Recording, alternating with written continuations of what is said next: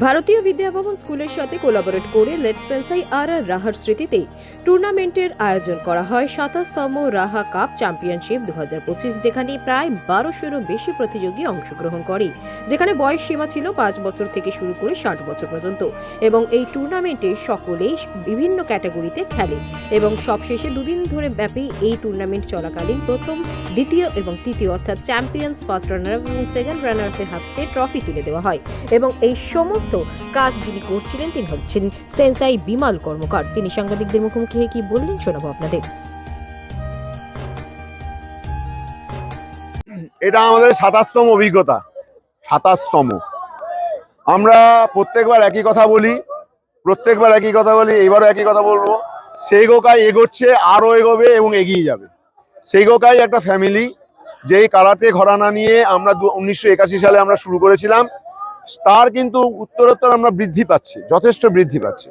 এবং তার সঙ্গে সঙ্গে আমাদের যারা ম্যানেজমেন্টে আছি, আমরা যারা ওপরে আছি, তাদের মানে পদ কেউ আমরা মানে আশা করি না আমি এই পদ বা আমি ওই পদ।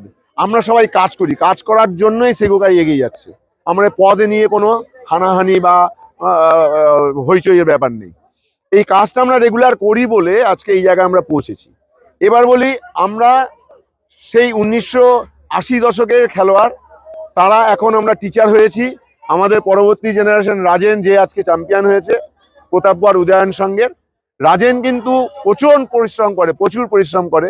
এই পরিশ্রমের মাধ্যমে তার ফলটা কিন্তু পাচ্ছে। বীরেন্দ্র শিবিরের নাম না বললে নয়।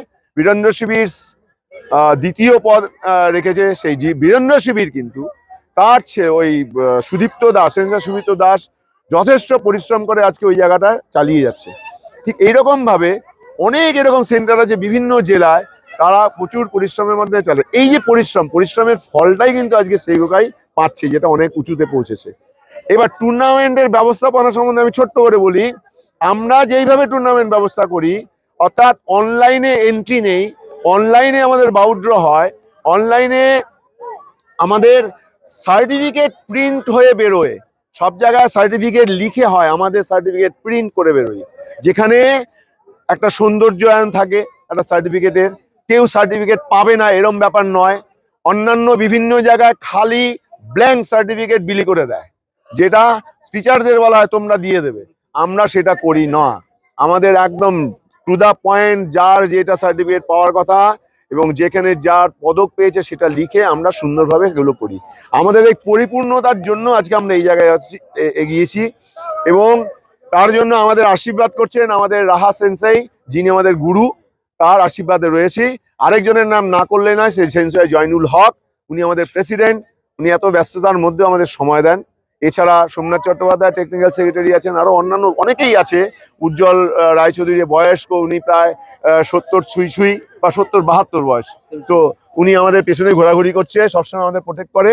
উজ্জ্বল রায়চৌধুরী, উনি প্রচুর পরিশ্রম করে। সুতরাং আমরা এগোবো, এটাই স্বাভাবিক।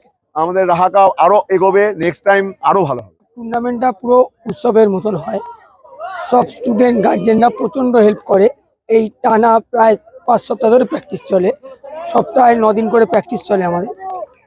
যা কি বলবো, এই টুর্নামেন্টটা আমাদের কাছে যেমন সম্মানের তেমন আনন্দের, একটা উৎসবের মতো। এখানে আমার প্রচুর পুরনো স্টুডেন্ট যারা আছে, তারা কোনো টুর্নামেন্ট খেলে না, এই টুর্নামেন্টটা খেলার জন্যই আসে। তো ওই বললাম, একটা উৎসবের মতন আনন্দ। আমরা টানা ১৩-১৪ বার চ্যাম্পিয়ন হয়েছি, তার মাঝখানে আমরা একবার রানার আপ হয়েছিলাম, পুরো টানা হয়নি। তারপর থেকে আমরা কন্টিনিউ চ্যাম্পিয়ন হয়ে আসছি।